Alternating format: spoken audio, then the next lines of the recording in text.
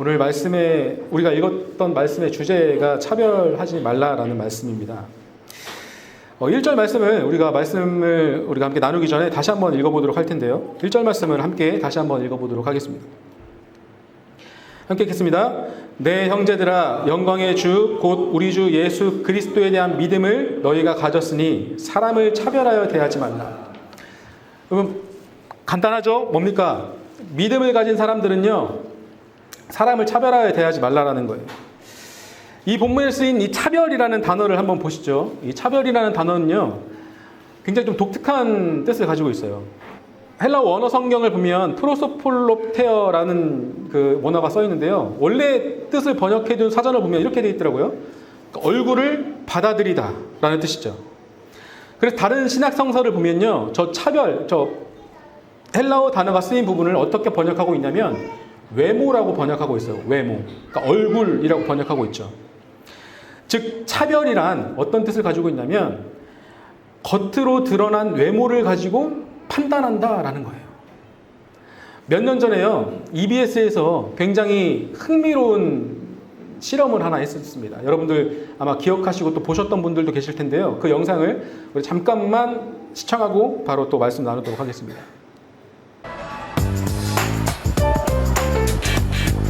잠시 후 이 쇼윈도에서 한 남자의 첫인상에 대한 실험이 펼쳐집니다. 도와주시겠어요? 잠시만 도와주실래요? 저분을 한 10초 동안만 좀 이렇게 잘 좀 살펴주세요. 조금만 더 앞으로. 예. 저분의 첫인상에 대해서 이제 질문을 좀 드리고 있는데요. 저분의 직업이 뭐일 것 같으세요? 공장에서요. 그 기계 수리하시는 분. 1년 수입은 총 어느 정도로 될 것 같으세요? 1200? 그 남자로서의 매력 지수를 갖다가 0부터 10까지 놓고 봤을 때 한 어느 정도 주실 수 있을 것 같으세요? 0부터 10이요? 네. 2점이요. 남자는 남자니까. 저분을 딱 보시기에 옷차림이나 이런 거 다 고려해서 보시기에 저분의 직업이 뭐일 것 같으세요? 음식점 그런 거 하실 것 같은데. 음식점이요? 네. 만두 가게. 매력도를 갖다 저희들이 0부터 10까지 놓고 있거든요. 0점일 것 같아요. 장가를 지금까지 못 갔으면 빵점. 빵점. 이번엔 좀 다를까요? 몇 점 정도 주실 수 있으세요? 0점 이하는 안 되는 거예요? 아, 줄 수 있으세요. 한 2점? 2점? 네. 만약에 저분이 이렇게 거리에서 데이트 신청을 한다고 하면 오, 저 도망갈래요. 저 싫어요. 다음 날 오후 다시 명동에 나타난 항진 씨.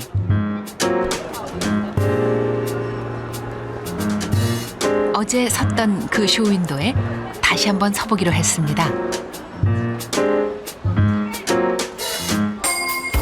여성들의 평가가 어떻게 달라지는지 보시죠. 직업은 뭐일 것 같아요? 직업이요? 저 변호사나 의사처럼 보이시죠? 되게 말씀 잘하시고 되게 논리적이실 것 같아요. 저 남자분의 연봉은 어떨 것 같으세요? 변호사는 하는 대로 버는 스타일이니까 되게 많이 받으실 것 같아요. 딱히 제가 변호사는 어느 정도 받는지 몰라서 억대 정도? 첫인상이요? 약간 갑부츠 마들? 그런 느낌인데요? 뷰티나 보이는데? 지적으로 보이시는 것 같아요. 대기업에 다니는 그니까 그런 이미지. 한 달에 만약에 1,000만 원 받으면 1억 2천? 그러나? 그 정도? 매력 지수를 0부터 10까지 놓고 봤을 때 어느 정도 주실 수 있으세요? 한 9.5? 9.5? 9.5.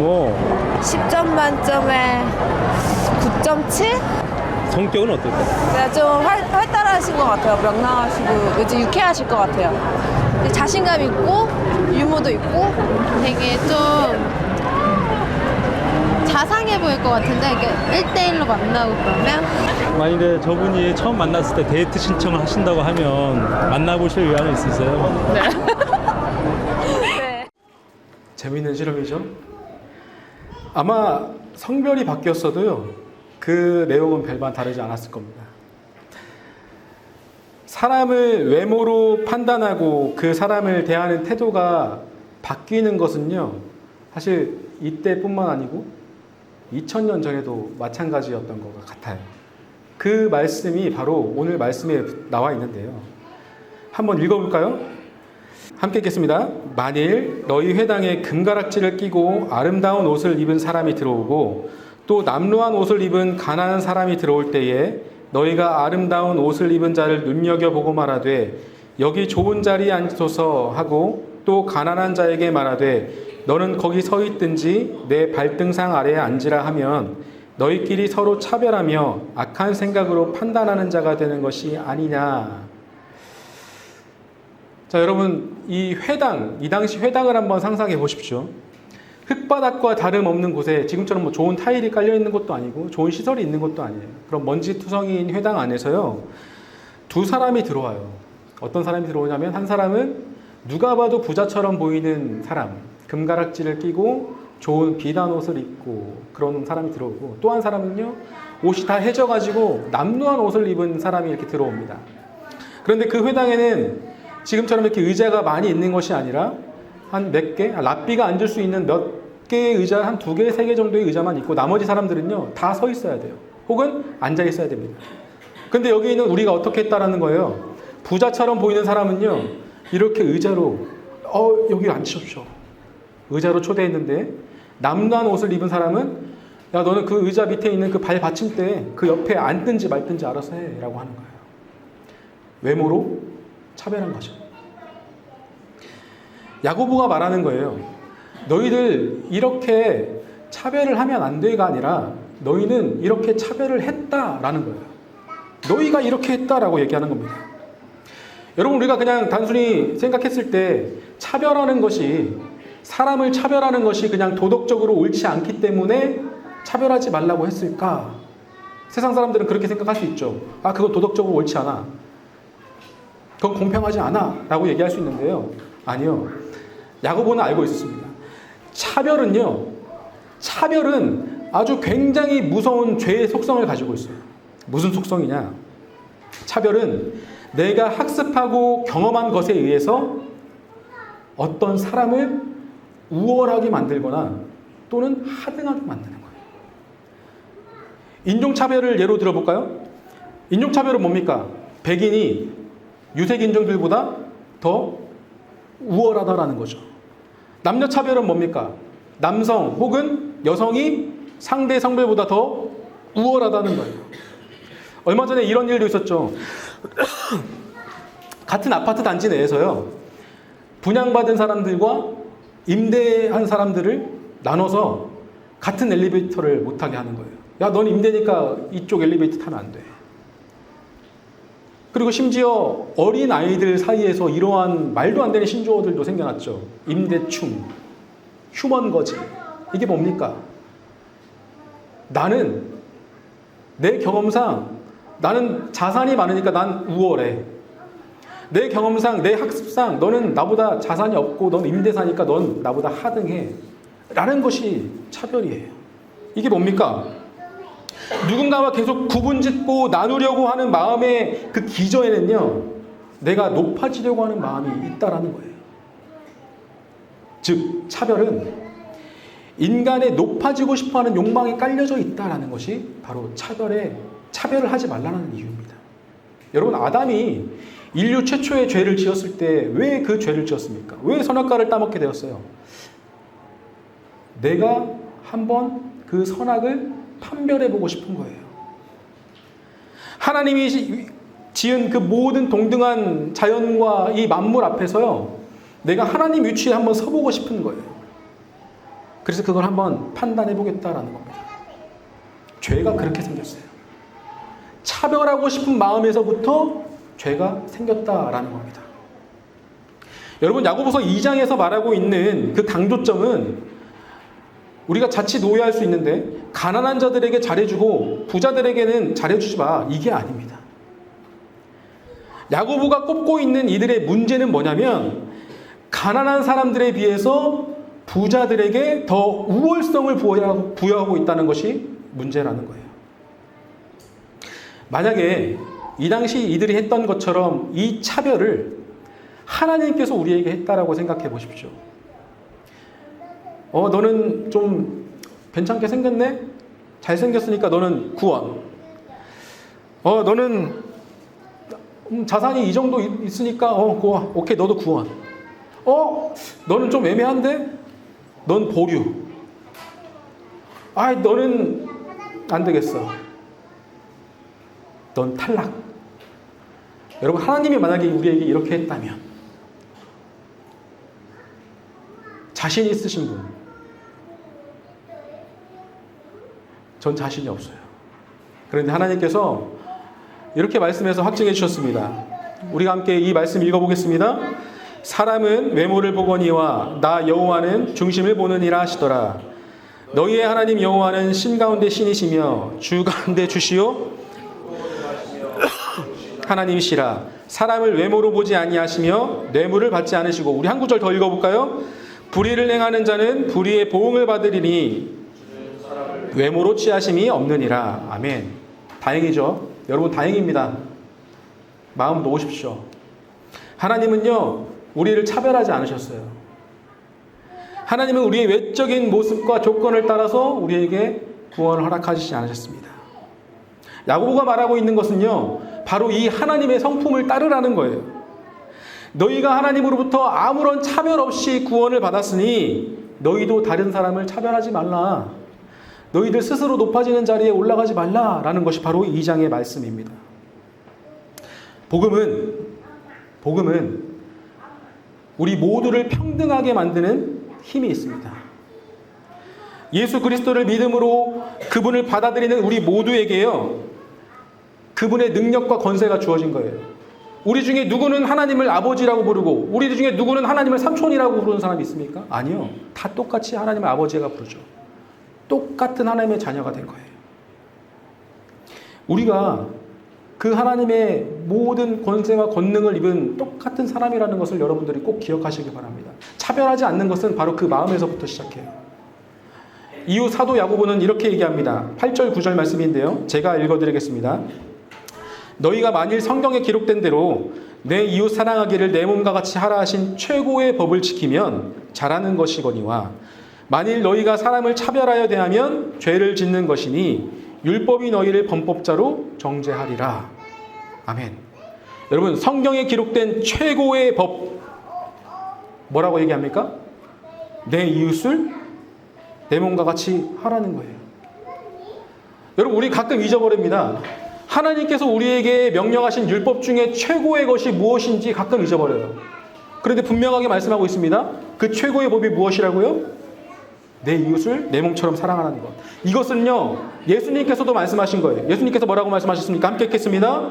예수께서 이르시되 내 마음을 다하고 목숨을 다하고 뜻을 다하여 주 너의 하나님을 사랑하라 하셨으니 이것이 크고 첫째 되는 계명이요 둘째도 그와 같으니 내 이웃을 내 자신같이 사랑하라 하셨으니 이 두 계명이 온 율법과 성지자의 강령이니라. 아멘. 여러분, 우리는 진짜 잊어버려요. 정말 잊어버립니다.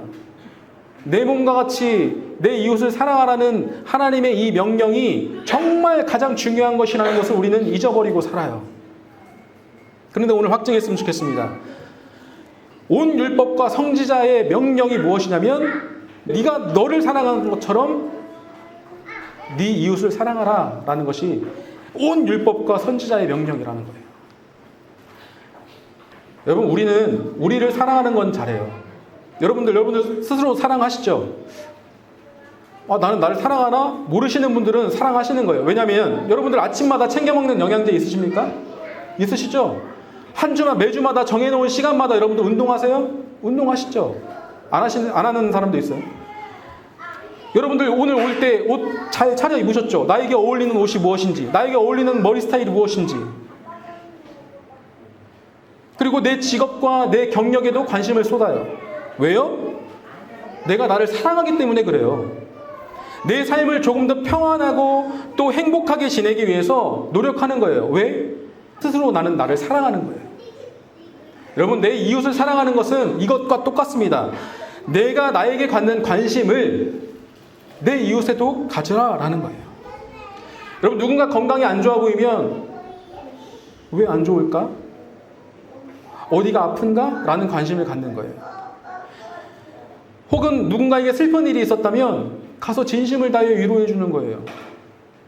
여러분, 이웃 사랑하는 것이 뭐 거창한 것이 아니에요. 마음을 다해 위로해 주고 또 회복하기 위해서 필요한 것들이 있다면 기꺼이 나에게 하는 것처럼 도와주는 것, 이것이 이웃 사랑하는 것입니다. 나는 과연 타인에게 그런 관심이 있었는가? 우리는 한번 생각해 볼 문제인 것 같습니다. 야고보는 당시 사람들이요, 쉽게 이렇게 차별하는 행동을 하지 말라고 하면서 경종을 울리면서 이 말씀을 덧붙입니다. 우리가 10절, 11절 말씀 함께 읽겠습니다. 누구든지 온 율법을 지키다가 그 하나를 범하면 모두 범한 자가 되나니 간음하지 말라 하시니가 또한 살인하지 말라 하셨은즉 네가 비록 간음하지 아니하여도 살인하면 율법을 범한 자가 되느니라. 여러분, 사도 야고보가 10계명 중에 2가지 계명을 예로 듭니다. 간음하지 말라와 살인하지 말라.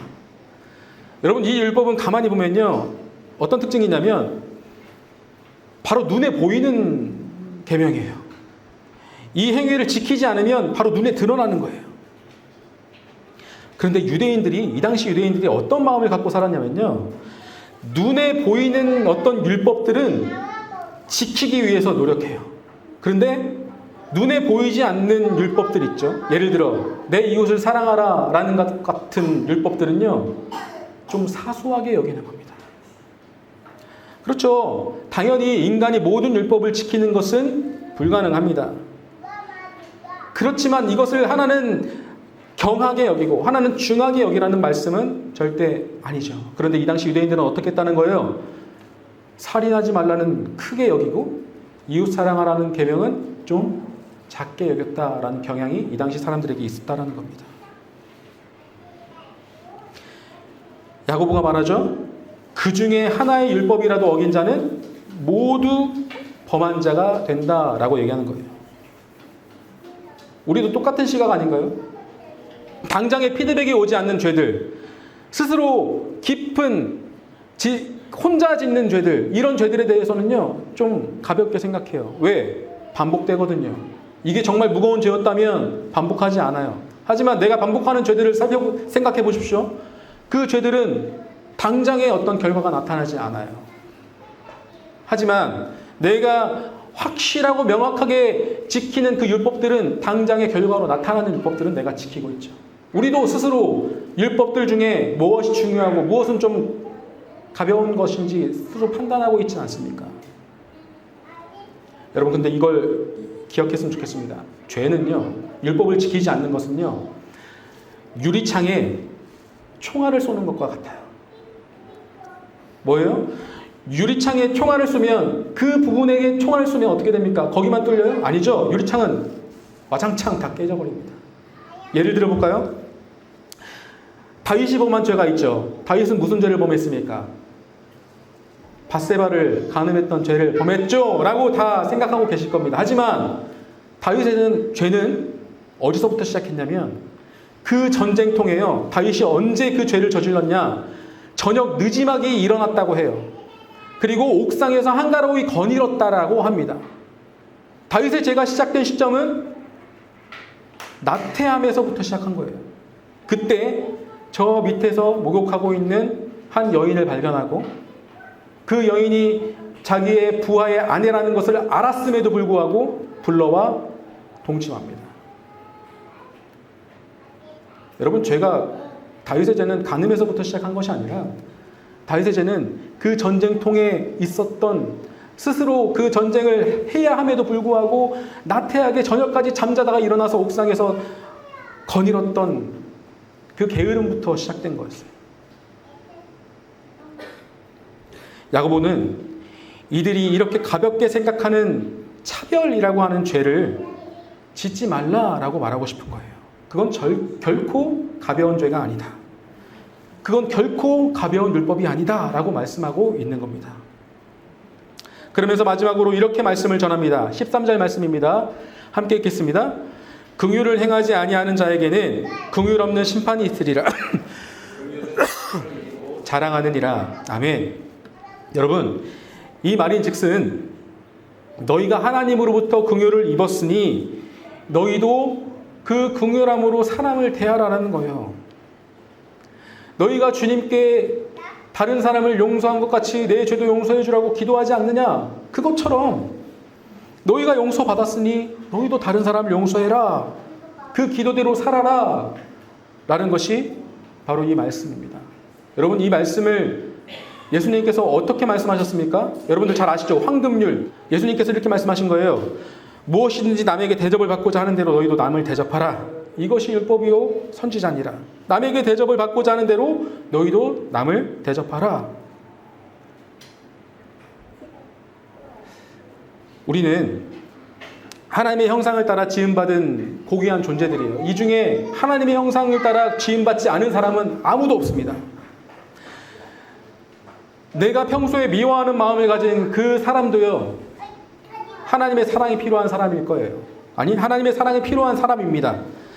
그리고 우리가 알게 모르게 차별했던 그 어떤 사람도 하나님의 사랑이 필요한 사람이에요. 그리고 심지어 이런 일이 있을 수 있습니다. 어느 때는요, 내가 누군가에게 미움의 대상이었을 수 있어요. 또 어느 때는 내가 누군가에게 차별의 대상이었을 수 있습니다.